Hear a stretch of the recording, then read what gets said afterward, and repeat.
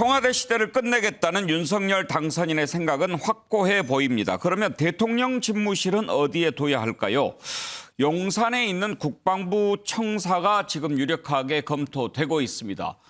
당초에는 외교부 광화문에 있는 외교부 청사를 집무실로 하고 삼청동에 있는 총리 관저를 대통령 관저로 쓰는 그런 방안을 검토했는데 경호 문제로 봤을 때 광화문보다는 지금 용산에 있는 국방부가 더 안전하고 일하기에 낫지 않을까. 그리고 또 그 앞에 용산공원이 있어서 국민들과 함께하는 가까이 하는 그런 모습도 좋고 그래서 지금 유력하게 검토가 되고 있는 것 같습니다.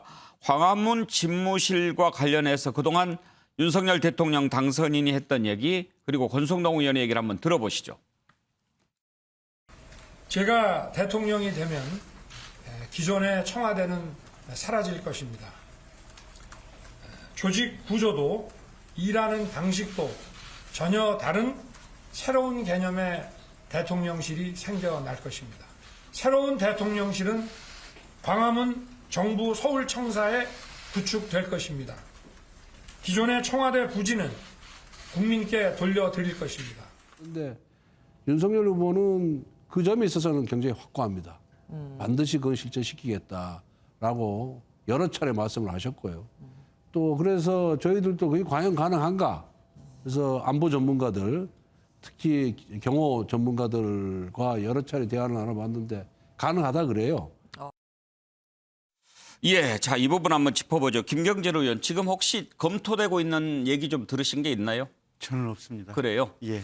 그러면 지금 윤석열 대통령 당선인이 광화문 시대를 열겠다라는 광화문의 방점을 찍었다기보다는 일단 기존의 청와대를 국민에게 돌려주겠다. 그쪽이 더 큰 거잖아요. 그러면 광화문이 됐든 한남동이 됐든 일단 청와대를 벗어나겠다. 이게 큰 거니까. 외교부하고 국방부하고 이런 청사로 이전하는 거 어떻게 생각하십니까? 좋은 대안이 될 수 있을 거라고 봅니다. 그러니까 일단 지금 청와대 안에서는 지금 현재 청와대 기준으로 보면 아마 대통령 집무 공간하고 이게 비서진들 집무 공간이 조금 차이가 좀 이격이 있는 모양이에요. 예. 보면. 그래서 그 문제를 해결하는 것도 굉장히 중요한 이슈인 것 같아요. 그래서 대통령이 참모진하고 거의 그냥 뭐 근무 시간 중에는 상시 그냥 바로 옆에 같이 있는 이런 아마 공간 구조를 이제 당선인께서는 희망을 하는 것 같고요. 두 번째는 일단 출퇴근도 좀 하고 밖에 사람들 어떻게 돌아가는지도 좀 보고 이런 모습들을 좀 보고 싶어하는 이런 희망사항이 좀 있으신 것 같아요. 예. 그래서 일단 광화문 정부 종합청사로 이전하는 것을 최우선적으로 지금 이렇게 이행을 하려고 했었는데 아무래도 지금 경호 문제가 뭐 이렇게 풀리지 않는 문제들이 좀 있는 것 같아요. 그래서 거기에 대한 대안으로 지금 이게 용산의 국방부 청사라든지 이런 부분들이 지금 얘기가 되고 있는 것 같습니다. 장성철 교수, 이제 그러면 지금 청와대의 문제점은 너무 이제 갇혀 있다 이런 측면도 있고 방금 김경진 의원이 지적했듯이 아예 관저와 집무실이 한 공간에 있으니까 어디 밖에 무슨 뭐 나가거나 그럴 때 아니면은 시민들과 이렇게 길에서라도 만나는 일이 없잖아요. 그런데 이제 관저하고 집무실이 떨어져 있으면 출퇴근을 이제 하게 될 거고 그러면 국방부로 만약에 집무실을 옮기게 된다면 국방부는 어떻게 해야 될까요? 국방부는 뭐 계룡대에 있는 대로 가야 되지 않을까 싶습니다. 다른 곳에 어떠한 장소를 마련을 해야 되는데 그 부분도 현실적으로 좀 문제가 있을 것 같아요.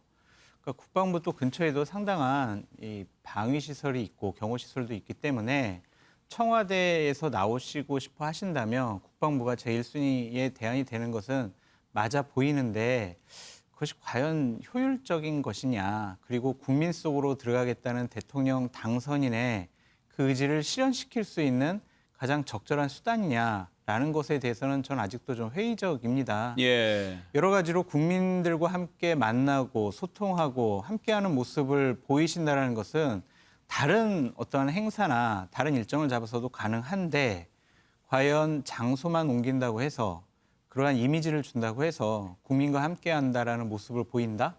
그건 저 솔직히 좀 효율성이 상당히 좀 떨어지는 것 같다라는 생각이 듭니다. 약간 부정적으로 보십니까? 많은 불편함이 있을 거예요. 뭐 당연히 아시겠지만은 뭐 대통령이 있는 자리에 300m 근방은 다 전파가 통제가 돼가지고 휴대폰 통신이 이건 안 되거든요. 그러니까 이러한 어찌 보면 사소한 불편들을 국민들께서 느끼셔야 하는데 이런 게 과연 옳으냐라는 좀 생각이 좀 있습니다.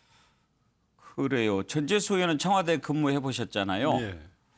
청와대 벗어나는 것 쉽지는 않지만 지금 당선인 의지는 확고해 보입니다. 근데 이 부분은 좀 깊이 생각을 해야 됩니다. 이게 문재인 대통령께서 공약으로 내걸었다가 결국은 포기를 했습니다. 이 대통령 경호실하고 이제 경호 문제 가지고 이야기를 하다가 대통령 경호실이 대통령의 의중을 적극적으로 반영하기는 하지만 경호와 대통령의 안전 문제와 관련해서는 절대로 포기하지 않는 부분들이 있거든요. 예. 그런 문제들 때문에 그다음에 예산상의 여러 가지 문제들 때문에 결국은 광화문으로 나가려고 했던 그 공약을 철회를 했는데 예를 들면 이런 게 있습니다. 청와대가 지금 비판받는 지점은 뭐냐면 구중궁궐이다. 예. 그렇기 때문에 청와대 정부 역할을 한다. 그러니까 각 부처의 독립성을 침해하고 수석 보좌관들이 수석 비서관들이 말하자면 각 부처를 전부 다 휘어잡고 그러다 보니까 이게 일하는 방식에 문제가 있는 것이다. 그다음에 구중궁궐처럼 안쪽에 들어가 있으니까 국민들과의 소통, 그다음에 참모들과의 소통, 또 언론과의 소통 이런 것들이 안 되니까 그래서 나오겠다는 거거든요. 근데 굳이 이렇게 나와가지고 이 형식을 너무 중요시하는 게 아닌가 내용보다. 그다음에 이게 청와대가 지금 어떻게 되어 있냐면요. 대통령 네 분이 근무를 하는 일을 보는 집무실이 있고 그다음에 참모들이 있는 비서동이 있고 그다음에 이 경호동이 예. 있고 그다음에 또 수송동이 또 별도로 있습니다. 수송동이 차량이 많거든요. 예.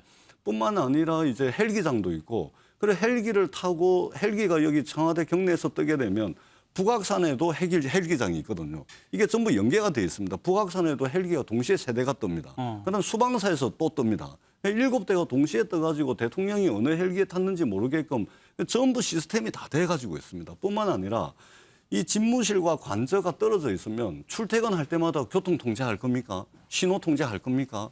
그거 아니잖아요. 그다음에 국방부로 옮기거나 또는 관저를 외교부 장관 관저로 옮기거나 이래버리면 그 이전에 쓰던 그 공간은 또 어디로 옮길 겁니까? 이게 전부 예산 문제고 일의 효율성을 좀 따져야 될 것 같다. 그래서 공약이라 그래서 이것저것 따지지 않고 그냥 밀어붙이는 것보다 예산의 문제, 업무의 효율성 문제, 더더구나 지금 청와대 경내에는 비서동에 대통령께서 집무를 할 수 있고 참모들과 토론을 할 수 있는 공간이 비서동 내 집무실에 별도로 마련이 돼 있습니다. 그다음에 더 중요한 것은 외국 정상들이 오시게 되면 대한민국의 어떤 아름다운 풍광 이것을 배경으로 해가지고 말하자면 공식 환영 행사라는 것이 열리게 될 텐데 청와대 앞에 그 본관 앞에 녹지원 공간이 있거든요. 예. 거기는 아름다운 소나무와 함께 이 청와대를 배경으로 하는 한국의 어떤 아름다운 건축 양식이라든지 이런 것들을 배경으로 해가지고 외국 정상들에게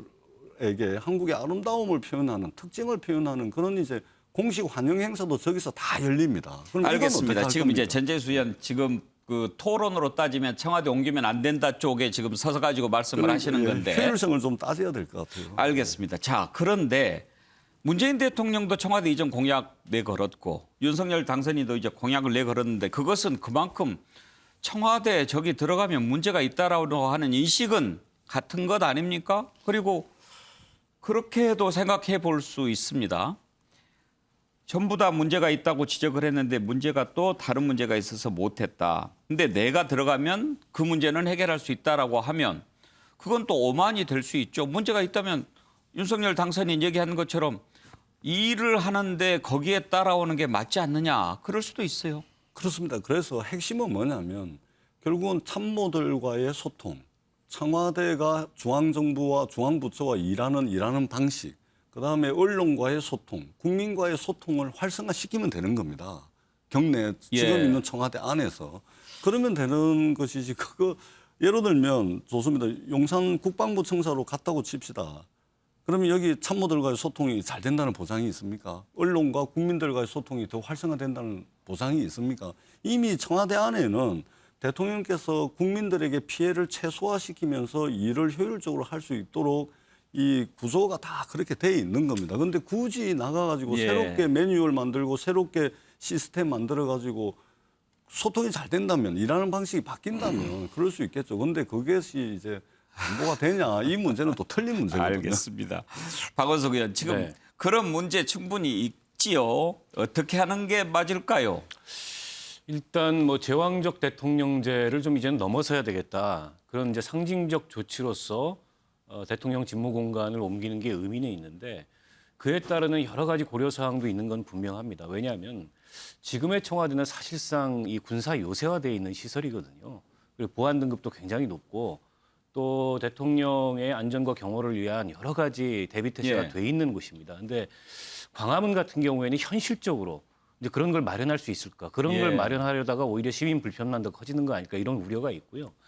국방부 청사는 상대적으로 그에 비해서 이제 그런 조건이 갖춰져 있는 시설이기는 하겠습니다만 보다 우선돼야 될 것은 청와대의 구조와 또 일을 하는 방식의 문제이지 장소나 공간을 옮기는 게 상징적 조치로서는 의미가 있겠습니다만 그게 최우선의 과제는 아닌 것 같다. 그리고 저는 너무 이게 임기 시작과 더불어서 이 직무 공간을 옮기는데 집착을 안 했으면 좋겠어요. 저거 시간이 분명히 걸리는 일입니다. 예. 국방부 청사로 옮긴다고 하면 국방부는 어디로 갈 건가? 그에 따르는 대책도 있어야 되잖아요. 그조차도 사실은 지금 뭐 막연한 상황입니다. 그렇기 때문에 저는 임기 중에 저거를 특히 이제 전반기가 지나기 전에 완수하겠다 이런 정도의 목표를 가지고 추진을 하면 되는 거지 당장에 시작하자마자 새 공간에서 시작하겠다라는 거는 제가 보기에는 가장 중요한 문제가 아닌 것에 예. 오히려 좀 집착하는 거일 수도 있겠다 이런 생각이 듭니다. 경호 안보 이런 문제 생각하면은 국방부로 가는 게 그래도 나을 것 같은데 김경진 의원 예. 또 이렇게 지금 김경진 의원 빼고 세 분은 약간 부정적인 입장을 갖고 계신 것 같습니다. 근데 원래요 매듭이 복잡하게 얽혀 있으면 그냥 칼로 단숨에 잘라버리는 게 가장 큰 간단한 해결 방법일 수도 있습니다. 예. 저 경호 매뉴얼이라고 하는 것이 북한이 미사일을 쏘거나 또는 뭐 전면적인 공격을 했을 때를 대비를 한다 하는 건데 이제 그게 사실은 한 번이라도 생기기만 하면 어마어마하게 위험한 건 사실이죠. 근데 그럼에도 불구하고 실제에 있어서 가능성은 거의 없고 또 그 확률론성으로 매우 적은 이것 때문에 대한민국 정치가 또 일정 정도 왜곡된 측면도 분명히 있었으니 저걸 그냥 단칼에 매듭을 푸는 것도 한 방법이 아닐까 싶습니다. 그러니까 제가 예. 사례를 하나 말씀드릴게요. 그러니까 노무현 대통령이 계실 때 코엑스에서 대통령께서 참석하는 행사가 있었습니다. 예. 그러면은 청와대에서 코엑스까지 이제 차량으로 이동을 하게 되면 신호를 다 잡아야 되거든요. 예. 그러면 국민 불편이 엄청 심하다. 그래가지고 노무현 대통령이 어떻게 했냐면 청와대 경내 헬기장이 있으니까 그 헬기를 타고 잠실 보소 경기장에 그 헬기가 예. 착륙할 수 있는 시설이 있습니다. 거기서 내려가지고 잠실 보소 경기장에서 코엑스로 행사장으로 이동하는 그런 이제 케이스들이 굉장히 많았습니다. 예. 그럼 뭐냐면 이동 중에 신호 잡아야 되고 또 갔다가 또 돌아와야 되고 그다음에 사이드카부터 경호 차량부터 외곽은 또 외곽 경호는 경호실이 하는 게 아니고 근접 경호는 대통령 경호실이 하는데 그 외곽 경호는 또 경찰청에서 합니다. 그렇기 때문에 시민들 불편과 경호실, 경찰 인력 다 동원돼야 돼. 그 불편을 덜어주기 위해서 노무현 대통령은 그 짧은 거리도 헬기를 타고 잠실 보조 경기장에 내려서 보조 경기장에서 코엑스까지 차량으로 이동을 했거든요. 예. 그런데 집무실과 관저 공간이 서로 떨어져 있으면 출퇴근할 때 또 수시로 NSC 회의도 열릴 수가 있는데 그때마다 신호를 잡고 그다음에 얼마나 많은 사람이 동원이 됩니까? 경찰, 경호실, 그다음에 이 통신 장비까지 전부 다 동원이 돼야 돼요. 예. 그러니까 이게 쉬운 문제가 아니기 때문에 너무 이렇게 형식에만 집착하는 것이 아닌가. 오히려 내용에 조금 더 좀 중점을 둘 필요가 있지 않겠나 이렇게 생각을 합니다. 듣고 보니까 뭐 쉬운 문제는 아니긴 합니다만은 지난번에 청와대 이전 결국은 백지화하면서 유홍준 그때 문화재 청장인가요? 네. 그 당시에 유홍준 그 얘기를 했어요. 풍수 얘기를 했습니다. 풍수 그 장관이 풍수 얘기니까 상당히 좀 놀랍긴 했는데 풍수상으로도 청와대가 안 좋다는 얘기가 있었나 봐요, 박원석 의원.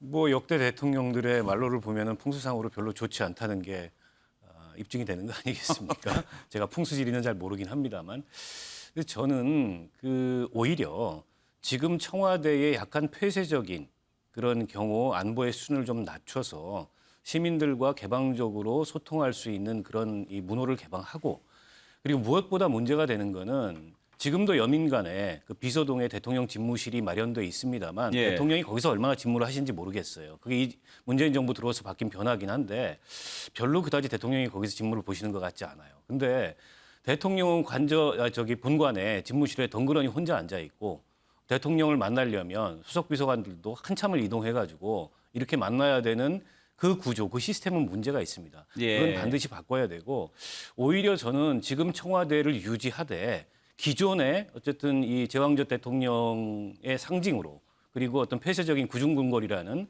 그런 어떤 비판을 받았던 요소들을 최소화하는 방향으로 이 문제를 해결하면 어떨까 그런 생각입니다. 차라리 청와대 내부를 좀 바꾸는 방향. 그렇죠. 그걸 개방하고 경호나 이 보안의 수준을 낮춰서 시민들도 조금은 더 접근성이 강화되고 그리고 비서와 비서진과 대통령들이 조금 가깝게 격의 없이 소통하면서 일할 수 있는 그런 구조로 바꾸는 게 좀 현명한 방법이 아닌가 싶습니다. 그래요. 장성철 교수 지난번 세월호 때 그런 얘기 나왔죠. 뭐 보고하려면 자전거 타고 가고 막 그렇게 했다고 했어요. 그렇죠. 상당히 한 거리가 500m 정도 비서동하고 그 집무실하고 500m 정도 떨어져 있으니까 급박한 보고를 하려면 상당히 좀 무리가 있다라고 보여지는데 저는 이러한 논의를 급속하게 빨리 결정 안 했으면 좋겠어요. 인수위 활동 기간이 있지 않겠습니까? 그동안 충분히 좀 논의를 하고 정말 현실적이냐 아니면은 너무 이상론에 집착하는 거 아니냐 이 부분도 따져봤으면 좋겠습니다. 그러니까 청와대를 국민들께 개방해왔던 그 역사적 흐름이 있습니다. 그러니까 노무현 대통령 때부터 시작을 해가지고 쭉 이전에는 이제 청와대 앞길이 개방이 안 됐었거든요. 전부 통제가 예, 다 됐어요. 예. 지금도 아마 밤 10시쯤 되면 통제가 될 텐데 그 낮 시간은 전부 개방을 다 했습니다. 예. 삼청동 길도 상당 부분 개방을 했고 그다음에 대통령 네 분이 주무시는 관저 뒤산, 북악산 그것도 그동안 완전히 통제돼 있다가 지금은 개방 다 했습니다. 등산객들에게. 말하자면 이런 식으로 하나씩 청와대를 국민들께 열어나가고 개방해 나가고 그리고 대통령은 춘추관에 좀 자주 들러서 기자들과 자주 만나고 그다음에 잠시 나가면 통일등도 있고 삼청동도 있으니까 거기 산책하면서 국민들 만날 수가 있습니다. 그렇기 때문에 이 부분 너무 이게 얽매이다 보면 정작 우리가 지금 위기 극복해야 되고 코로나 극복해야 되는데 여기에 쏟을 에너지를 엉뚱한 데 쓸 가능성이 많다. 그래서 너무 집착은 하지 않았으면 하는 그런 바람이 있습니다. 하기에 달렸다 이 말씀이죠. 거꾸로 저는 사실은 이제 청와대 내부의 개방 정도라든지 경우에 대해서 제가 실무적으로 연구해보거나 제가 실무적으로 경험해본 바가 없어서 뭐 자세한 얘기는 못 드리겠는데 전재수 의원님 말씀대로 청와대 경내가 그 정도로 개방이 돼 있다면 거꾸로 본다면 지금 청와대나 대통령이 움직일 때 무슨 전파 차단하고 그렇게 많은 경찰 경력과 이 경호 경력이 하고 하는 것 자체가 또 잘못됐다고 볼 수도 있거든요. 역으로 보면. 그래서 과연 지금 하고 있는 저 경호의 수준이라고 하는 것이 과연 적절한 것인지. 그러니까 옛날 북한에서 김신조 일당 넘어왔을 때 기준으로 이게 책정돼 있는 이 경우 사실은 저는 잘 모르는 영역이에요. 지금 모르는 영역인데 그 경호의 어떤 기준이 여태까지 오는 게 맞는지 그게 본질인 것 같아요. 보면 그게 그러니까 그런 위험성이 과잉 경호라고 한다면 사실은 나와도 상관없죠. 예. 영국도 테러가 있는데 영국 수상관저 집무실 같은 경우 사실 길거리에 있는 거 아니겠습니까 보면.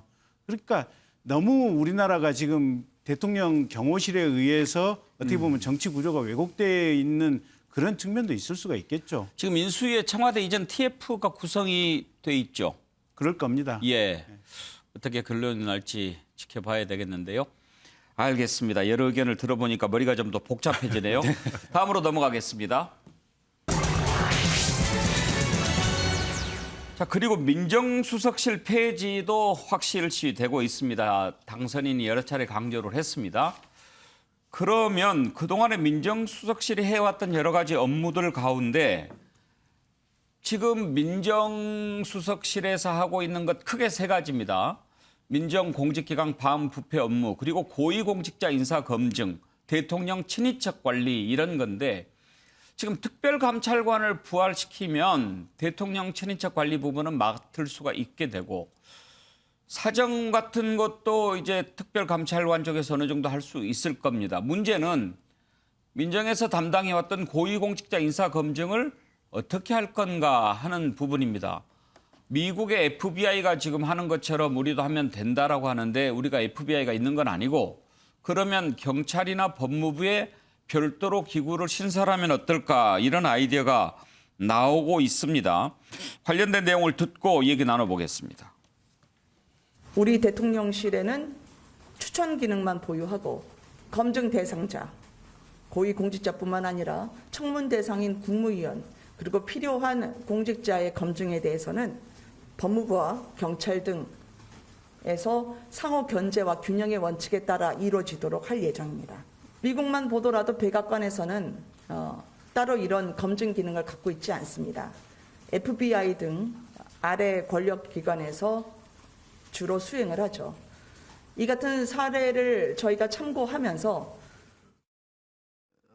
지금 민정수석실 폐지를 하겠다는 이유가 사정 정보 조사 기능을 없애겠다. 그거 때문에 없애려면은 반부패 비서관실을 없애면 되는데 왜 수석실을 다 없애냐. 그래서 이거는 뭐 목욕물 버리려다가 애까지 버리는 거 아니냐. 검찰이 그 오로지 사법적 통제만 받고 기능을 할 수 있도록 하겠다는 그런 뜻으로 보여져요. 혹은 이걸 조금 곡해하자면 정식 개선을 통하지 않고도 나는 얼마든지 내 임기 5년 동안은 검찰에 대해서는 비공식으로 할 수 있다. 뭐 그런 자신감이 발로로도 읽힐 수가 있는. 자, 이 부분도 지금 좀 논의가 필요한 상황이다. 김경진 의원, 네. 민정수석실을 폐지하겠다라고 하는 당선인의 뜻도 확고하지요? 예, 그렇습니다. 예. 그러면 그렇게 될 것 같은데 네. 이제 앞부분에서 살펴봤듯이 다른 부분들은 뭐 대체가 가능한데 인사검증 부분은 어떻게 할 수 있을까요? 근데 인사검증도 지금까지 실제 집행은 경찰이 담당해서 해왔지 않습니까?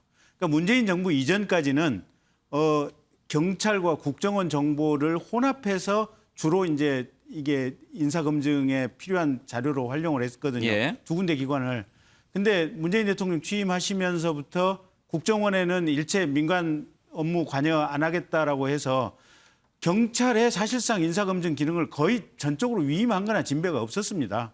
그래서 저게 크게 뭐 본질적으로 달라질 건 없고요. 그러니까 민정수석실이 없어지면 가령 인사수석실에서 경찰 또 법무부, 금감원 이런 데서 필요한 자료를 다 받아서 거기 인사수석실에서 그 부분을 종합해서 판단을 하는 아마 그런 시스템으로 변화되지 않을까 싶습니다. 예. 전재수 의원 오늘 마침 청와대 전문가가 나오셔서 다행입니다. 민정수석실 폐지 왜 폐지하겠다고 당선인이 얘기하는지는 우리가 짐작할 만합니다. 그동안에 민정수석실 참 시끄러웠죠. 네. 아니 그 취지는 잘 알겠는데요. 근데 좀 이제 그 윤석열 행정부가 출범하기 전에 인수위 차원에서 조금 좀 일의 우선순위가 좀 틀린 것 같습니다. 예로 들면 정부 조직을 개편을 하고 청와대의 조직과 청와대의 기능을 개편을 하려면 기본적으로 시대 정신을 담아낼 수 있는 조직과 기능으로 개편을 하든지 아니면 당선자의 국가 경영 철학을 말하자면 반영하는 조직의 개편과 기능의 조정이 있어야 될 거 아닙니까? 근데 지금 나오는 건 뭐냐면 민정수석실 폐지하겠다. 그리고 선거 캠페인 과정에서 2부속실 폐지하겠다. 그다음에 선거 캠페인 과정에서 여가부를 폐지하겠다. 그냥 하나씩 툭툭 던져서 나오는 겁니다. 이것이 아니고 우리가 예로 들면 4차 산업혁명 시대 융복합 시대 아닙니까? 그럼 융복합 시대라는 것은 부처 사이에 그다음에 부서와 부서 사이에 칸막이를 다 없애는 거 아닙니까? 그러한 것들을 반영하는 청와대의 어떤 조직 개편, 정부의 조직 개편 이런 큰 틀이 나오고 난 뒤에 뭐를 폐지하고 뭐를 신설하고 뭐를 보완해가지고 고쳐서 쓸 건지 이렇게 나가야 되는데 지금 파편적으로 민정수석실 폐지하겠다, 2부속실 폐지하겠다 이렇게 나오는 겁니다. 그것이 아니고 당선자의 국가경영 철학을 반영하는 정부조직 개편, 청와대의 기능과 조직을 개편하는 큰 틀이 마련되고 난 뒤에 그다음에 청와대에 여러 수석실이 있는데 그중에 민정수석실보다 안 중요한 수석실이 없습니다. 그렇게 그림이 나가야지. 이거 무슨 뭐 이게 이 파편 터지듯이 이렇게 해가지고는 정부 조직 개편도 제대로 안 될 우려가 있고 더더구나 청와대의 조직과 청와대의 기능을 보완하고 개편하는 것도 자칫 잘못하면 이게 나중에는 이게 서로 이 상충되는 결과를 낳을 수 있다. 이런 예. 이제 걱정이 드는 것이죠. 그래요. 장성철 교수 의견 한번 들어볼까요? 전재수 의원님께서 하신 말씀이 일견 타당을 해요. 그런 것들을 인수위에서 종합적으로 좀 검토할 것으로 보여집니다. 지금 민정수석실 폐지가 상당히 언론의 주목받는 것은 청와대 내의 가장 핵심적인 권력 부서였기 때문에 저것이 개편이 되면은 과연 그 기능은 어디로 갈 것이냐, 과연 저거를 폐기하겠다는 의미가 무엇이냐, 거기에 집중되기 때문에 지금 국민적인 관심이 있는 것이지 전반적인 당선인의 여러 가지 철학과 가치관에 걸맞는 정부 조직 개편이나 청와대 직제 개편은 인수위 차원에서 충분히 한 60일 동안 검토될 것이다라고 말씀드립니다. 그러니까 박원- 예를 예. 들면 이런 거 있습니다. 그러니까 노무현 대통령께서 청와대에 이제 들어가시고 난 뒤에 청와대 조직 개편을 하는데 가장 핵심적이고 그 국정 경영 철학이 반영된 수석실이 뭐냐면 혁신 수석실이었습니다. 예. 혁신. 이거 뭐냐면은 국가 공무원 조직과 공무원들의 어떤 마인드를 혁신하지 않으면 민간에게 뒤처져 있고 오히려 민간에 질질 끌려다니는 공무원 조직이 될 수밖에 없다. 그래서 공기업 혁신이라든지 공공부문에서의 강력한 혁신을 주도하겠다 그래가지고 청와대 안에 혁신 수석실을 만들었습니다. 말하자면 이런 식으로 어떤 대통령의 국가 경영 철학에 맞게끔 그것을 철학을 가운데 놓고 청와대 여타의 조직과 기능들을 분산하고 폐지하고 보완하고 이렇게 가는 것이 이제 맞다는 것이죠. 그러면은 인수위가 해줘야 될 역할은 바로 그겁니다. 당선인의 국가 경영 철학을 분석하고 세분화해서 그것을 정부 조직에 반영을 하고 청와대 기능과 조직에 반영을 하는 이쪽으로 나아가야 되는 것이지 청와대를 국방부로 옮기냐 민정수석을 폐지하냐 이런 단편적인 문제를 가지고서 지금 논쟁을 할 것이 아니고 크게 이제 담론적 수준에서 뭔가 큰 틀의 합의가 있고 예. 그다음에 강론으로 들어가야 되죠. 그러니까 민정수석실 폐지는 굉장히 강론의 문제인데 총론이 안 돼 있는데 강론이 이리 튀고 저리 튀고 돼버리면 나중에 이게 모아지지 담론이 형성이 안 되는 거예요. 알겠습니다. 김경진 의원이 제가 할 좀 말이 있는 말씀을 것 드려야 같습니다. 되겠어요. 예. 아니 총론이 분명하게 있지 않습니까? 당선인의 생각은 뭐냐면 청와대를 최소한 슬림화해야 되겠다. 청와대라고 하는 것은 대통령의 비서 조직인데 이 비서 조직이 각 부처의 장관, 그러니까 정부 조직법에 의해서 공식적으로 만들어지고 있고 공적인 권한을 행사하는 기관들이 대통령의 비서 조직에 의해서 이게 뭐랄까 흔들릴 수 있는 그런 어떤 구조가 지금까지 계속해서 반복되어 왔었다. 그래서 윤석열 당선자는 청와대 최대한 슬림화시키겠다. 그리고 그중에서도 가령 울산시장 선거 개입처럼 민정수석실이 심지어는 어떻게 보면 수사에 관련된 하명까지 하면서 지방 선거에까지 개입하는 이런 불법 행위를 저질러서 범죄의 연루까지 돼 있다. 또 정적들에 대해서는 심지어는 어떤 범죄 첩보를 특정 기관에 내려보냄으로써 이걸 수사하라고 하는 하명을 통해서 이게 정치적으로 청와대가 수사라는 방법을 동원해서 정치의 정적을 제거하는 어떤 악행까지도 저질렀다.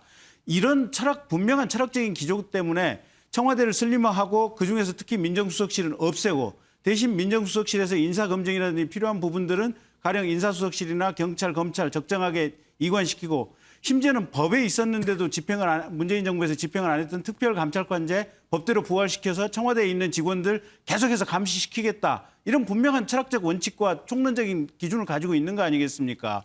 근데 그걸 가지고 지금 일회성이라고 비판을 하시는 것은 예. 조금 그런 것 같고요.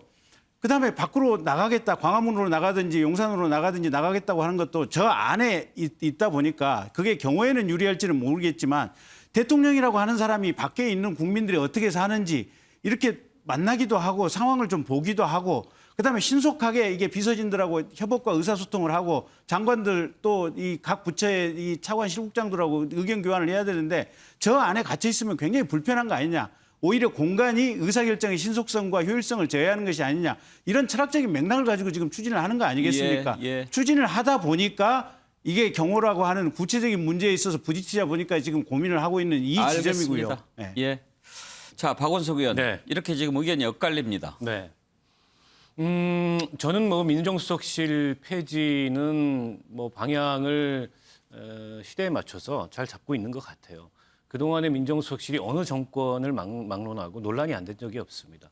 그리고 굉장히 부정적인 이미지를 갖고 있고 어떻게 보면은 내각 위의 내각으로서 청와대의 실질적 권력을 상징하는 예. 이제 그런 기구였기 때문에 그거를 시대 상황에 맞게 변화시키는 건 당연하고 그동안에 민정수석실이 맡아왔던 업무들은 기존의 다른 조직들, 예를 들어서 뭐 경찰이라든지 법무부라든지 또 특별감찰관 지금 뭐 형해화됐었습니다만 그런 걸 통해서 충분히 가능하다고 보고요.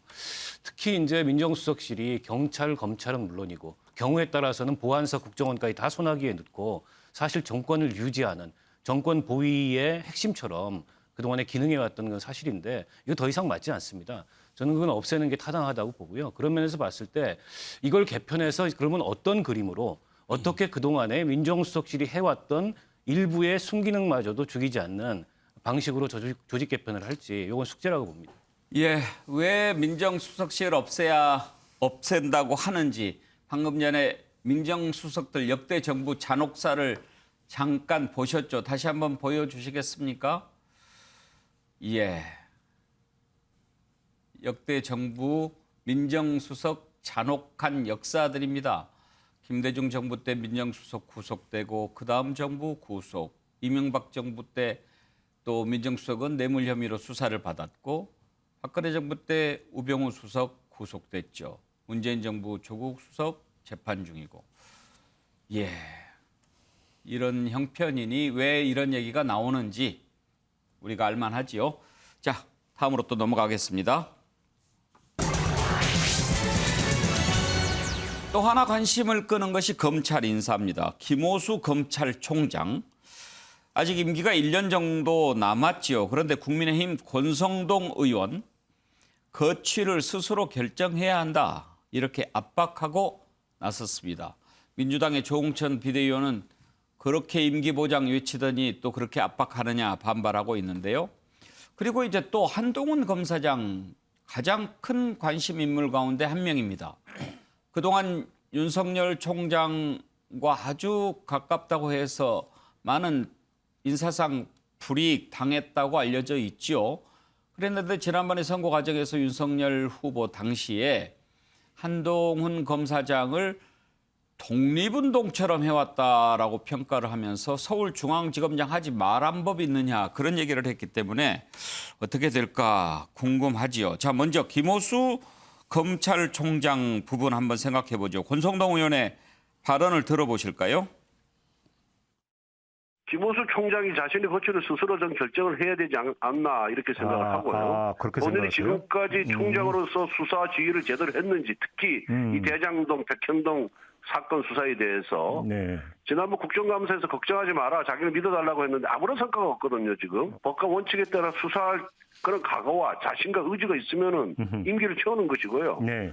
그런 자신이 없고 지금까지와 같은 행태를 반복한다면은 본인이 스스로 거취를 결정해야 된다고 저는 개인적으로 생각합니다. 그렇게 생각하는 거고. 그렇지만 뭐 윤석열 당선인은 무슨 사퇴를 압박하거나 종료하거나 이러지는 않을 겁니다. 장승철 교수, 권성동 의원은 저렇게 얘기하는데 당선인은 그러지 않을 거다. 또 이렇게 이야기를 합니다. 지금 권성동 의원이야말로 윤석열 당선인의 가장 핵심적인 측근 아니겠습니까? 저런 말 자체가 압박과 종용이 될 수가 있다라고 좀 생각이 듭니다. 저는 권성동 의원께서 잘못 얘기하셨다고 생각이 들어요. 두 가지 부분이에요. 어쨌든 임기가 있는 검찰총장 아닙니까? 윤석열 검찰총장도 집권 세력에 의해서 몇 번이나 쫓겨나려고 하다가 결국에는 자진 사퇴를 했는데 저런 식으로 임기 마음에 안 드니까 정권이 바뀌었으니까 전임 정권에서 임명했던 검찰총장 우리랑 불편하니까 이런 식으로 생각을 해서 임기가 남아있는 검찰총장에 대해서 좀 나가라는 식으로 압박하는 것은 옳지 못한 것 같고요. 예. 기본적으로 윤석열 대통령 시대에는 저런 일이 벌어지지 않았으면 좋겠어요. 그러니까 공정과 정의 상식에 맞는 그러한 인사 원칙이 지켜졌으면 좋겠고요. 우리 편 내 편 갈라가지고 또 검찰도 또 이분법으로 또 많은 사람들을 인사하고 또 좌천시키고 이런 걸 안 했으면 좋겠습니다. 그런 측면에서 권성동 의원께서 저런 얘기 하신 것은 자칫 잘못하면 윤석열 당선인이 평소에 저렇게 생각하는 거 아니야? 그런 예. 인식도 줄 수가 있어요. 그래서 오늘 하신 말씀은 좀 상당히 좀 부적절했다라고 말씀드릴 수밖에 없습니다. 자, 정권은 바뀌었고 김경진 의원 어떻게 하는 것이 좋겠습니까? 법과 원칙대로 해야죠. 그러면 권성동 의원의 발언이 부적절하다고 생각하십니까? 말씀 잘못하신 거죠. 검찰총장 임기 2년 보장돼 있다고 하니까 권성동 의원의 말씀 그거예요. 왜 대장동 사건, 백현동 사건, 이 이재명 후보와 관련됐던 비리에 대해서 수사를 똑바로 안 하고 사건을 묻으려고 사건을 위야무야 하느냐 이 얘기잖아요. 보면 그 비판은 타당한 지점이 분명히 있어요. 그러면 그건 국회에서 추궁을 했어야 돼요. 야, 너 네 본업이 뭐냐? 검찰총장 아니냐? 검찰총장이라고 하는 것은 비리를 밝혀내고 엄정한 국가의 기강을 세우고 범죄를 처벌하는 거 아니냐? 근데 왜 그거 안 하냐? 이렇게 따져 물었어야죠. 그렇게 질책하고 혼내는 것은 혼내는 것이고 법에 임기 2년이라고 정해져 있으면 그냥 임기 보장해 줘야 맞는 거예요. 그건 권성동 의원께서 잘못하신 거예요. 예. 뭐 저렇게 단호하게 김경진 의원이 얘기하니까 전재수 의원 뭐 특별히 더 얘기 안 하셔도. 아니 그런 거는 있죠. 이제 그 소위 말해서 이제 선거 캠페인 과정에서 윤핵관이라고 있었죠. 그 윤핵관 중에 한 분은 지금 이제 인수위원회 당선인 비서실장으로 갔고 또 한 분인 이 권성동 의원이 이제 검찰총장 뭐 거취를 스스로 결정하라. 참모들이 그리고 가장 가까운 핵심 측근들이 대통령을 망치는 경우를 우리는 너무나도 많이 봐왔습니다. 측근이라면 그리고 윤핵관이라면 이런 말씀 조심하셔야죠. 가장 가까이는 박근혜 정부 때 임명됐던 공공기관장들 이분들 임기를 보장 안 하고 뭐 이렇게 그만두게 하려고 하다가 결국은 환경부 장관이 지금 구속이 돼 있지 않습니까? 이 명백한 범법 행위라는 것이 최근에 이제 드러난 것이죠. 예. 그렇기 때문에 핵심 측근들이 대통령을 망치는 우는 두 번 다시 일어나서는 안 된다. 그런 측면에서 각별히 자세와 태도와 말을 조심해야 될 것 같다. 예. 이 말씀을 드리겠습니다. 관련한 녹취를 하나 더 들어보고 박원석 의원 얘기를 들어보죠. 김호수 총장이랑 같이 잘 일하실 수 있습니까? 심성도 착하고 좋은 사람이고 뭐 저하고도 뭐 그 같이 근무도 여러 차례 했고 인격적으로 괜찮은 그런 것 하고 어떤 위치에서 공적으로 자기가 그 책임 있게 해야 될 걸 확실하게 하느냐 하는 거는 참 어려운 경우가 많습니다. 근데 이제 뭐 임기가 또 딱 있는 데다가 저 일할 수 있는 여건이 되면은 뭐 또 잘하지 않겠나 싶기도 하고요. 예, 박원석 의원 지난번 이제 대선 때 이준석 대표가 아주 날카롭게 질문을 했습니다. 그런데 저때 윤석열 당선인의 말은 지금 권성동 의원이 얘기하는 것과는 좀 다르네요. 그렇죠. 뭐 평가는 평가대로 있더라도 법에 따라서 보장된 임기를 중단시켜서는 안 된다라는 의중이 좀 포함됐다고 보고 앞서 지적들을 하셨지만 대통령 당선인은 그런 것을 압박하거나 종용하지 않을 거다라고 하면 참모도 그런 얘기를 하면 안 돼요. 당선인은 그런데 나는 이렇게 생각한다. 예. 이게 지금 뭐 이제 당선된 지 며칠이 지났다고 그런 발언을 통해서 여러 가지 오해와 억측을 불러일으키는 거는 저는 적절치 않다고 보고요. 그러니까 이런 어떤 그 악순환도 좀 끊어야 됩니다. 대통령이 바뀌면은 임기가 보장된 공직자들 전부 억지로 사표내고 사실은 지난 이 문재인 정부에서도 그로 인해서 여러 가지 사단이 나고 환경부 장관이 구속까지 된 일이 있었지 않습니까? 그런 일이 다시는 반복돼서는 안 된다고 보고 특히나 이제 검찰 권력은 워낙에 민감하고 윤석열 대통령 당선인이 대통령에 취임하면 그 검찰권을 활용해서 어떻게 할 거다 이런 식의 지금 그 관측들도 있지 않습니까? 그런 걸 불식시키기 위해서라도 저는 법에 따라서 원칙에 따라서 보장된 임기는 지키고 예. 또 그 과정에서 검찰총장이 일을 잘못한다라고 하면 뭐 그걸 견제할 수 있는 그 견제 기능들은 얼마든지 있잖아요. 저는 그렇게 하는 게 타당하다고 봅니다. 네, 자 김호수 총장 그리고 또 한 명 한동훈 검사장 어떻게 될까 하는 부분 아니겠습니까? 이와 관련한 윤석열 당선인의 후보 시절 발언 한번 들어보시죠. 조국 수사 등 자기 편 권력 비리 수사를 막고 저에게 보복하기 위한 목적이었다고 저는 생각합니다. 그 후 저는 4번 좌천당하고 2번 압수수색을 당하고 사적인 동선을 CCTV로 사찰당하고 그리고 후배 검사로부터 독직 폭행을 당했습니다. 유시민 씨나 지금 이 권력자들은 마치 자기들은 무슨 짓을 해도 절대 수사하면 안 되는 초헌법적인 특권 계급이냐 행동했습니다. 그러기 위해서 권력이 물라면 물고 덮으라면 덮는 사냥개 같은 검찰을 만드는 것을 검찰 개혁이라고 사기치고 거짓말했습니다. 예, 윤석열 당선인의 발언이 아니고 한동훈 검사장의 말을 직접 들었습니다. 장성철 교수, 저때 발언 수위가 상당히 좀 셌어요. 셌죠. 유시민 이사장에 대한 분노가 상당히 묻어나오는 것이고요. 유시민 이사장 때문에 한동훈 검사장이 상당히 곤혹스러운 것도 많이 당했고 솔직히 뭐 다른 수사도 많이 당하지 않았습니까? 그런 부분에 대한 합리적인 얘기라는 생각이 좀 듭니다. 그리고 또 한동훈 검사장에 대해서 윤석열 당선인께서 상당히 좀 신뢰를 보내고 있지 않습니까? 이거는 전 김호수 검찰총장 건과는 좀 다르다고 생각이 들어요. 한동훈 검사장이 일 잘하고 그리고 검찰 내에서 신망이 높고 그리고 대통령께서 신임을 하신다면 보다 더 큰 중책을 맡을 수가 있죠. 중앙지검장 맡을 수 있고요. 검찰총장 맡을 수 있다고 생각이 듭니다.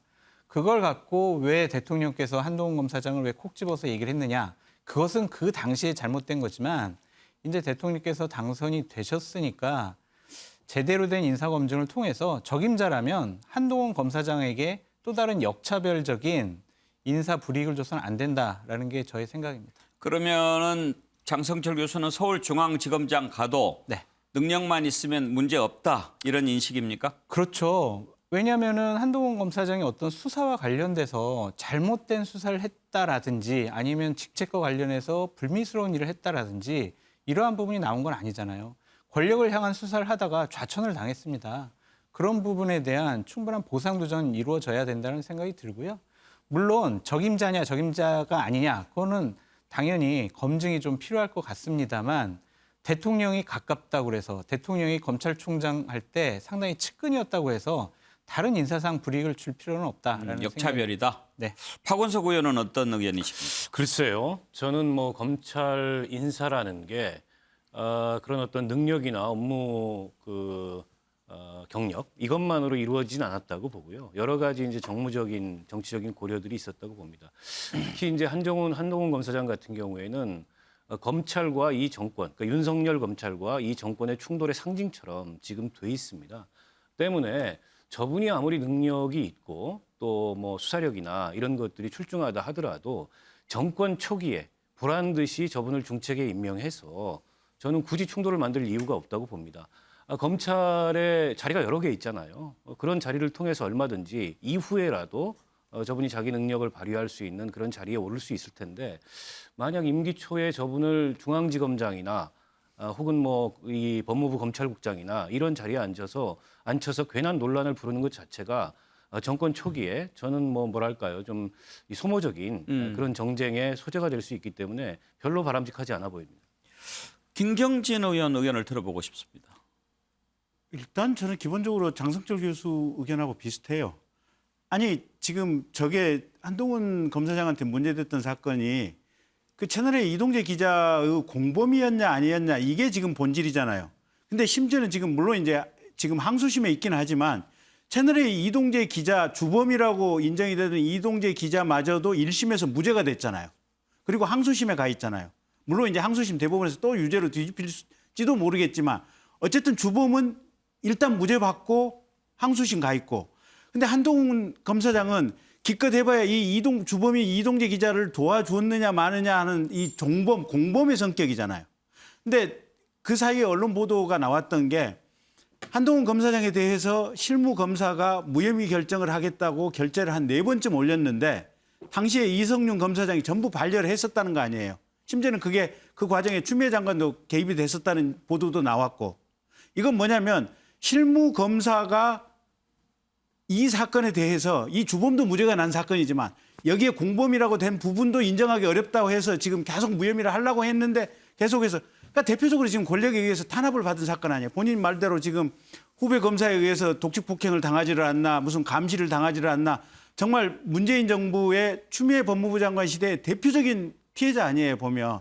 그러니까 밖에서 생각하기에는 무슨 검사가 무소불위의 권력을 가지고 있다고 하지만 심지어는 검사장쯤 되는 인사도 정권에 찍히면 저렇게 핍박을 받고 탄압을 당한다라고 하는 모습이 적나라하게 보여진 사례가 지금 한동훈 검사장 사례잖아요. 그래서 저는 사실은 기본적으로 장성철 교수의 입장이 맞다라고 보는데 다만 이게 이제 인사를 할 때 정무적으로 사실은 박원석 전 의원님 말씀도 새겨드려야 될 대목은 분명히 있어요. 보면. 굳이 이걸 가지고 새로운 이게 옳고 그름의 문제는 이게 교수님 말씀이 맞지만 옳고 그름의 문제가 아니고 정무적으로 또 새로운 충돌을 만들어낸다 하는 것은 그거는 또 좀 불필요할 수도 있어서 그거는 두루두루 그리고 한동훈 검사장의 정도의 유능함이라면 거기에 적합하게 보임할 수 있는 자리들은 제가 볼 때는 여러 자리가 있을 것 같아요.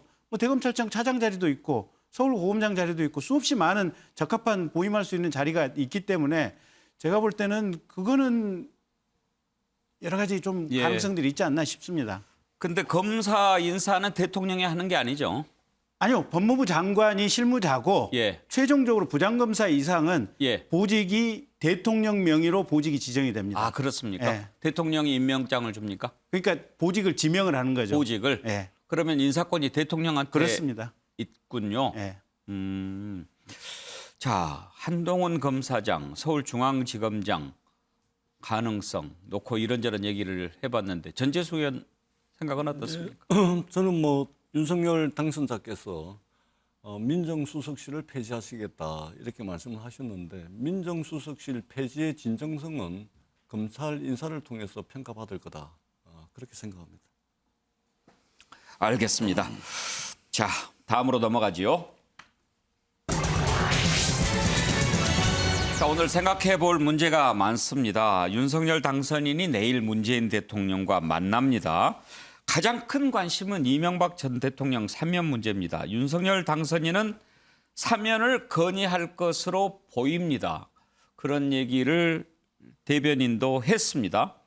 그런데 과연 문재인 대통령 내일 그 자리에서 그럽시다, 그렇게 하겠습니다라고 답할까요? 전망이 궁금합니다. 먼저 관련된 내용을 한번 들어보지요. 김은혜 대변인 내용을 먼저 들어봅니다. 윤석열 당선인은 내일 청와대에서 문재인 대통령과 오찬을 갖기로 했습니다. 윤석열 당선인은 이명박 전 대통령의 사면을 요청하겠다는 생각을 오래전부터 견지해 왔습니다. 따라서 이번 만남을 계기로 국민 통합과 화합의 계기가 마련되기를 기대합니다. 국민의힘에서도 당연히 사면해야 된다라고 얘기가 나오고 민주당에서도 그렇게 해주는 게 안 낫겠나 이런 얘기도 나옵니다. 한번 여야 얘기를 들어볼까요? 저는 문재인 대통령께서 이명박 전직 대통령이신데 장기간 또 고령이시고 교도소에 수감돼 있는 것에 대해서는 안타까움을 이미 피력한 바가 있습니다. 박근혜 전 대통령은 이미 사면을 했고 그래서 자연스럽게 하지 않을 수 없는 단계라고 생각되고요. 그런 거를 현직 대통령과 차기 대통령 되실 분이 같이 뜻을 맞춰서 말씀을 하시면 좋은 모습이라고 생각됩니다. 이 특사 가능성이 좀 높다 이렇게 보시는 거군요. 저는 했으면 그렇게 했으면 좋겠다는 것이 제 개인적인 생각입니다. 이 문제를 풀어내시고 퇴임하시는 것이 보기도 좋고 다음 대통령한테 미룰 일도 아닌 것 같고. 박근혜 전 대통령은 사면해주고 그보다 더 연세도 많고 형장도 낮은 이명박 전 대통령 사면 안 해준 거는 또 다른 정치 보복이라고 보고 있습니다.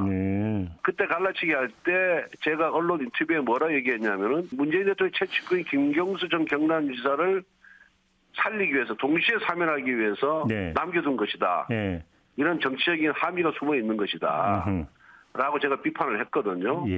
한번 두고 보시죠. 문재인 대통령이 어떻게 취할지. 저는 아마 같이 사면을 하리라 이렇게 보고 있습니다. 100% 그렇게 지금 생각하고 있습니다. 알겠습니다.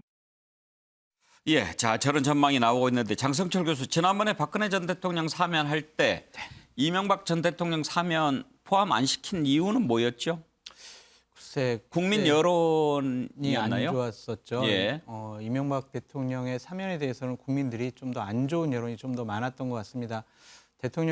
문재인 대통령께서 당시에 국민 여론도 충분히 우리가 검토를 하겠다라고 하셨거든요. 그 부분이 가장 컸던 것 같습니다. 어떻게 하는 것이 좋겠다고 생각하십니까? 저는 사면해 주셨으면 좋겠어요. 그래요? 이게 이제 법률적인 문제와 정치적인 문제로 나눠봐서 생각을 해야 될 텐데 17년형을 받았습니다. 아직까지 형기를 채우지도 못했죠.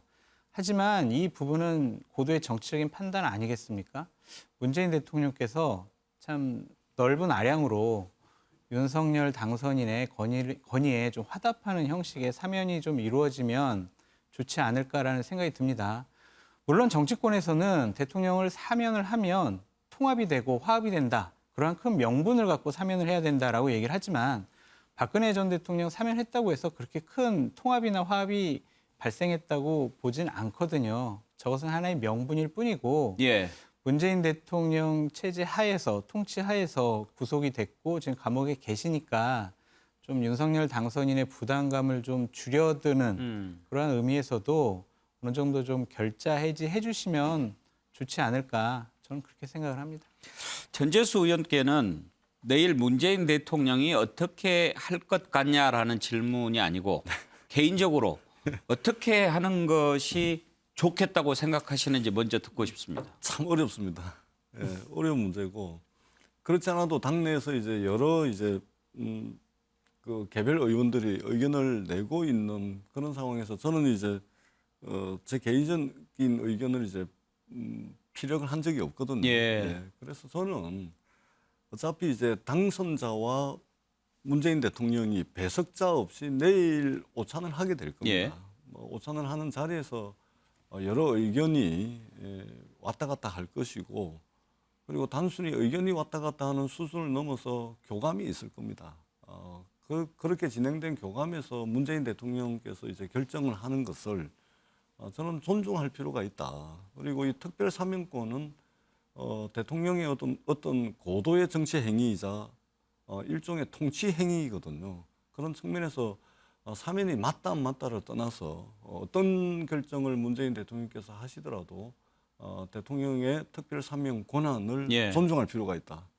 그 정도로 말씀을 드리도록 하겠습니다. 내일 사면을 건의하겠다라고 공개적으로 김은혜 대변인이 얘기하지 않았습니까? 그러면 내일 회동이 끝난 뒤에 어떤 형식으로든 사면과 관련해서는 어떻게 얘기가 있었다라고 밝혀야 될 텐데 대통령이 어떻게 할 것 같습니까? 그러니까 사면을 하게 되면 지금 4월 초 8일 사면을 하겠죠.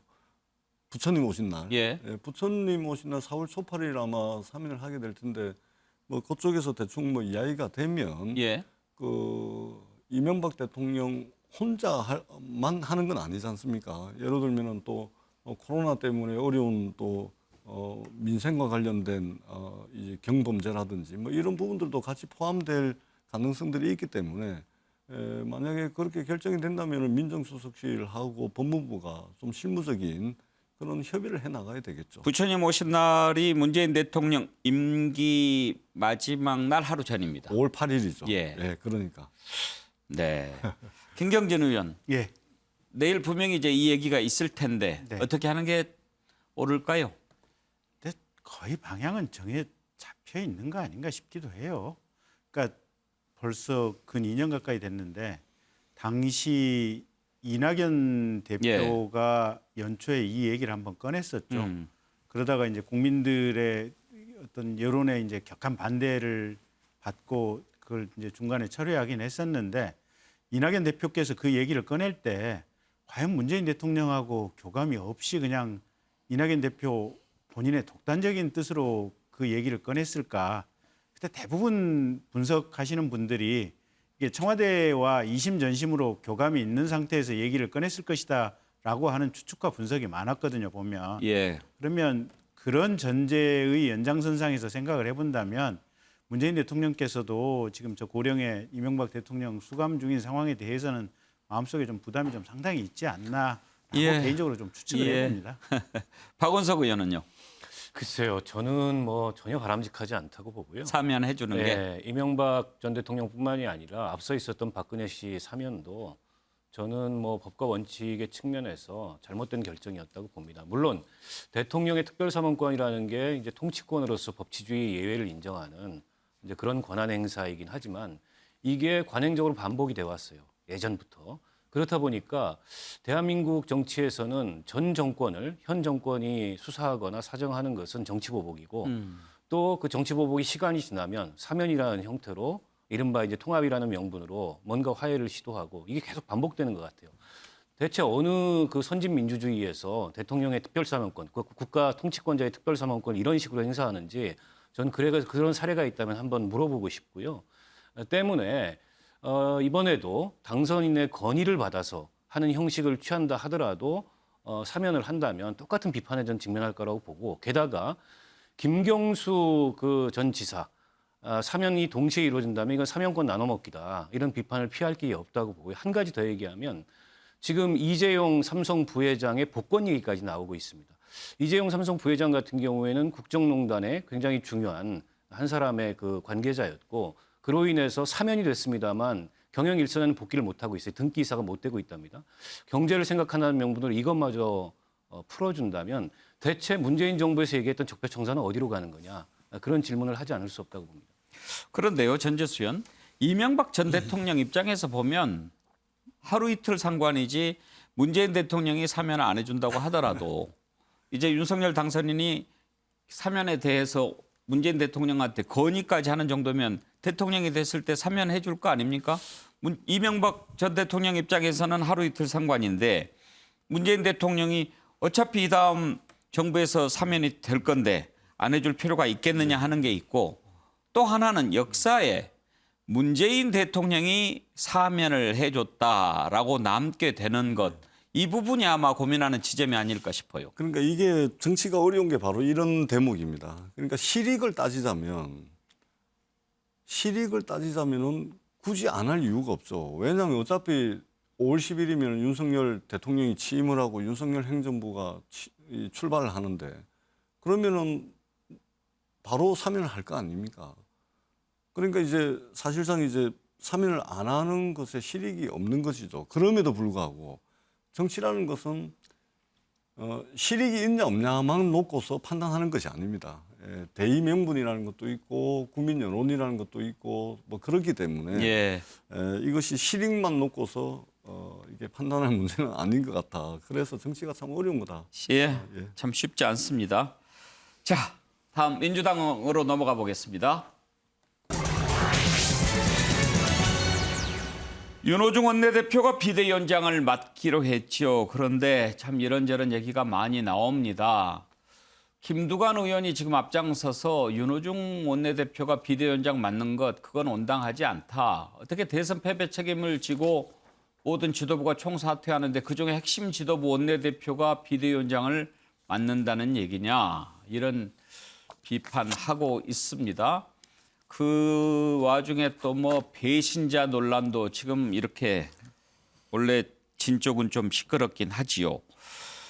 이 논란 잠깐 살펴볼 텐데 관련된 내용을 먼저 들어보시죠. 지방선거를 앞두고 대선 패배한 지도부가 지방선거를 주도한다? 그렇지 않아도 우리가 대선 패배했기 때문에 지방선거 녹록지 않을 텐데 지방선거가 매우 중요한데 그 대선에 패배한 책임이 있는 분들이 새로운 지도부를 맡아 지방선거를 치르겠다 하니까 우리 현장에 있는 분들이 전혀 동의를 안 합니다. 저는 윤호중 비대위원장 사퇴 건하고 이재명 후보 추대하는 거하고 윤호중 후보 사퇴하는 문제를 연동을 해서 서명을 받았는데 그랬는데 우리 이제 국회의원들 입장을 물어보니까 윤호중 비대위원장 사퇴 건에 대해서는 동의하는 의원들이 훨씬 많고 그러니까 윤호중 비상대책위원장 체제에 대해서 우리 초선 내부에서 다양한 이견이 있었습니다. 그래서 지난 의총에서도 그런 의견들이 표출이 됐고요. 여전히 우리 운영위 내에서도 이견은 있습니다. 단지 이것을 내부적인 논의를 통해서 해결해 나가는 것이 바람직하다 이렇게 생각을 하고요. 현재는 이 비상대책위원장 체제에 대해서 직접 퇴진 여부를 요구하는 그런 계획은 없습니다. 교수는 의총 때 참석하셨나요? 분위기가 어땠습니까? 그러니까 그 김두관 의원 말씀이 소수였죠. 극소수. 의원총회가 한 140 명 정도가 참석했거든요. 굉장히 많이 참석을 했는데 저 의견이 이제 소수였다는 말씀을 드리고 사실은 민주당에 다른 선택지가 있으면 다른 선택을 했을 겁니다. 근데 지금 다른 선택지가 아예 없습니다. 예를 들면 원내대표까지 그만둬버리게 되면 민주당의 당헌 당규상 비상대책위원회를 꾸릴 수 있는 당헌 당규상의 법적 근거가 없습니다. 그러니까 선택지가 없는 겁니다. 그렇기 때문에 윤호중 비대위에 대해서 모두가 흔쾌히 동의하는 것은 아니지만 그렇다고 그래서 다른 선택이 있기 때문에 다른 선택을 해야 된다라고 주장하는 사람이 극소수인 것이죠. 다른 선택지가 없습니다. 그렇기 때문에 우리가 누가 비대위원장을 맡아서 이 패배하고 난 뒤에 이 수습을 할 것인가 이것이 중요한 것이 예. 아니고 기왕에 출범을 했고 당헌 당규상 다른 선택지가 없기 때문에 윤호중 비대위 체제로 가되 패배의 원인을 더 풍부하게 논의하고 그다음에 무엇을 더 채울 것인가를 더 풍부하게 논의를 하고 논쟁을 하고 해야 되는 것이지 그걸 누가 끌고 가냐 이것이 중요한 것이 아닙니다. 그러면 윤호중 원내대표가 지금 이제 그만두게 되면 당장 이끌고 갈 사람이 없으니까 맞는 당헌 것은 당규상의 이해가 되는데 예. 지금 25일 날 새로운 원내대표를 뽑지 않습니까? 그렇다고 해서 새로운 원내대표가 또 비대위원장을 맡는 게 아니라면서요. 그렇습니다. 그러니까 3월 25일 이전에 새 원내대표를 뽑게 되는데 예. 이게 대선에서 패배한 다음 날 최고위원회의가 열렸는데 그 자리에서 최고위원들과 당대표가 전부 사퇴를 해버렸습니다.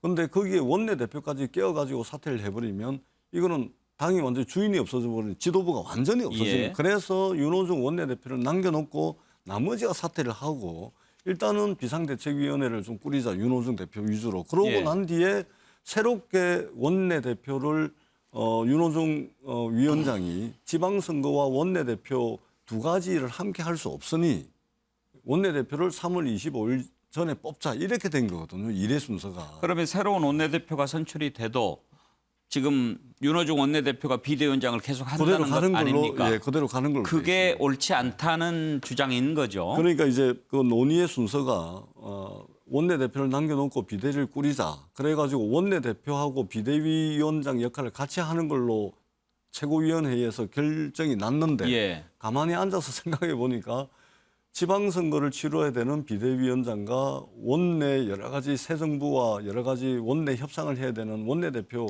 업무가 과중하니까 원내대표는 3월 25일 전에 뽑자 이렇게 된 겁니다. 그럼 전재수 의원께서는 지금 윤호중 원내대표가 비대위원장 맡는 것은 뭐 불가피하다 이렇게 보십니까? 선택지가 없습니다. 지금 이재명 후보를 비대위원장으로 좀 맡겨서 지방선거 좀 그건 뚫어보자 가혹한 이런 것이죠. 의견도 나오지요. 그것은 인간적으로도 가혹한 것이고 정치적으로도 실패할 가능성이 거의 100%인 선택입니다. 지금 이 시간은요. 스스로에게 깊게 침잠할 수 있는 시간과 그런 배려를 당이 해줘야 될 때입니다. 지금 어떻게 나선다 말입니까? 몸과 마음이 다 지쳐가지고 지금 쓰러져 있는 형국인데 거기다가 지금 이 비대위를 맡은 그것은 가혹한 것이고 그다음에 정치적으로도 절대 올바른 선택이 아닙니다. 이재명 후보는 기회가 올 겁니다. 그 기회를 애써 만들려고 하는 순간 그것도 실패하게 될 겁니다. 기다리면 기회가 옵니다. 그때 이제 호련이 나타나야지 애써서 기회를 만들려고 그러고 애써서 계기를 만들려고 그러고 마음이 급해가지고 먼저 이렇게 다시 링으로 올라오는 순간 예. 그것은 저는 그 제대로 된 선택은 아니다 그렇게 생각을 합니다. 자, 장성철 교수. 지금 이제 민주당에서 이재명 전 대선 후보를 비대위원장으로 이렇게 해서 돌파를 하자라는 의견이 있고 또 방금 전재수 의원처럼 그건 지나치게 가혹하다 이런 얘기도 있는데 일각에서는 그렇게 봅니다. 마치 뭐 아이고 그동안 수고하셨는데 무슨 고생을 또 시킨다는 말입니까라고 위해 주는 것 같아도 실제로는 그 안을 들어가 보면 뭔가 또 다른 면이 있다 이런 얘기가 나오는데 어떤 겁니까? 그러니까 대선에서 패배한 후보를 바로 또 비대위원장으로 하는 것이 적절하냐 여부는 당연히 좀 적절하지가 않은 것 같아요. 그리고 또 하나의 위험성이 있어요. 지방선거와 관련된 건데요. 5월 10일 날 신정부가 출범을 합니다. 6월 1일 날 지방선거를 치릅니다. 그러면은 지방선거가 민주당에게는 불리한 구도에서 치러질 수밖에 없어요. 대선에서 진 대통령 후보가 지방선거까지 책임지고 치렀는데 성패가 좋지 않았다? 이것은요, 이재명 전 후보가 상당히 정치적으로 위험에 처할 가능성이 있다. 그래서 그런 위험한 선택을 하지 않을 것이다라고 보여지고요. 참 선거에 패배한 진영과 당에 대해서 비판을 하는 것은 상당히 조심스러워요. 예. 저도 당과 국회에 있을 때 선거를 많이 접어가지고 진 쪽의 심정을 잘 알고 있거든요. 예. 그런데 제가 이제 한 가지 말씀드리고 싶은 건 뭐냐면 전재수 의원님 말씀에 조금 이게 부적절하지 않냐라는 생각이 뭐냐면 당원 당규에 얽매여서 당의 비상 상황을 봉합하는 수준의 인사로 돌파할 수 있다라고 생각하는 것이 과연 적절하냐라는 좀 생각이 들어요. 좀 아니한 생각 아니냐라는 좀 생각이 듭니다. 예. 비상대책위원회를 왜 하냐면요. 와, 우리 사람을 이렇게 바꿨어요. 그러니까 국민 여러분, 저희들에게 관심을 좀 더 보여주세요. 저희한테 기대를 저버려 주지 마세요라는 거거든요. 근데 윤호중 원내대표께서 비대위원장 하신다는 것 자체가 특정 계파가 기득권을 유지하기 위해서 그냥 원내대표를 세웠구나라는 생각이 들어요. 그리고 한 가지 좀 고언의 말씀을 드리자면 박지원 비상대책위원회 공동위원장을 관리를 좀 하셨으면 좋겠어요. 그분의 삶의 궤적이 상당히 의미가 있기 때문에 비대위원장으로 영입을 했지만 정치권에 적응하기 위해서는 상당히 좀 시간이 필요할 것 같아요. 많은 인터뷰를 통해서 본인이 생각하는 바를 그냥 무차별적으로 얘기하면은 예. 당이 상당히 어려워질 수가 있다라는 생각이 듭니다. 그러면 정작 이재명 전 후보의 생각은 어떨까도 참 궁금하지 않습니까? 김두관 의원이 이재명 전 후보와 통화를 했다고 하는데 한번 들어보시죠. 이 상황이 워낙 엄혹하고 그래서 이걸 동시에 맡을 사람은 현실적으로 이재명 후보밖에 없기 때문에 개인적으로 가혹한 요구이라는 걸 알면서도 참 당의 상황이라든지 지방선거 워낙 중요해서 그런 요청을 하고 있죠. 그 지방선거를 예를 들어 뭐 100만 대군이 있다 하더라도 사령관이 없으면 사실 전쟁에서 승리하기 힘들지 않습니까? 제대로 흐름을 잡아서 이 상황들을 잘 진두지휘할 사령관이 필요한데 그 사령관에는 이재명밖에 없다고 생각하는 것도. 박원석 의원 의견을 들어보고 마칠까요? 일단 이재명 비대위원장 주장은 너무 나간 얘기죠. 선거 끝난 지 얼마 안 돼서 마음부터 시작해서 추스려야 될 게 많은 분한테 그건 저는 맞지 않다고 보고요. 다만 윤호중 비대위원장 체제는 저거는 기존 당내 주류가 그 현재의 당 질서를 고스란히 유지하겠다라는 저는 의지의 발로라고 봅니다. 젊은 청년들 들러리 세운 게 아니기를 바랍니다. 네. 자, 민주당 상황까지 살펴봤습니다.